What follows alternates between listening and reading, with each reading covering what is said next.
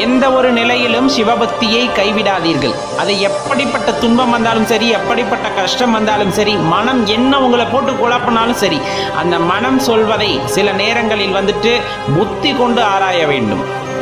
புத்தியை கொண்டு ஆராய வேண்டும். ஏன் இப்படி கிடையாது, நமக்கு வந்துட்டு ஆற்றல் உண்டு, நம்மால் இந்த பக்தியை அடுத்த நிலைக்கு எடுத்து செல்ல முடியும் அப்படிங்கிற அந்த தைரியத்தோடு நலை போடும் போது கண்டிப்பாக நம்மால் முடியும்.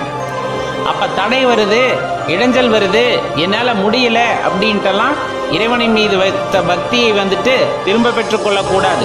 அதுக்கப்புறம் இறைவனை குறை சொல்லவும் கூடாது. எதுவுமே எடுப்பில் கிடைப்பது இல்லை. முயற்சி செய்யாமல், அதற்கான பயிற்சியை செய்யாமல் நாம் நடந்ததே இல்லை. அப்படி இருக்கும்போது இறைவனை உணர்வது மட்டும் அவ்வளவு லேசுப்பட்ட காரியமாக அமைந்து விடுமா? அதற்கான முயற்சியும் பயிற்சியும் கண்டிப்பாக செய்ய வேண்டாமா? நல்லா தெரிஞ்சுக்குங்க, எந்த நேரத்திலையும் பயிற்சியும் முயற்சியும் இல்லாமல் எதுவுமே நமக்கு கிடைப்பதில்லை.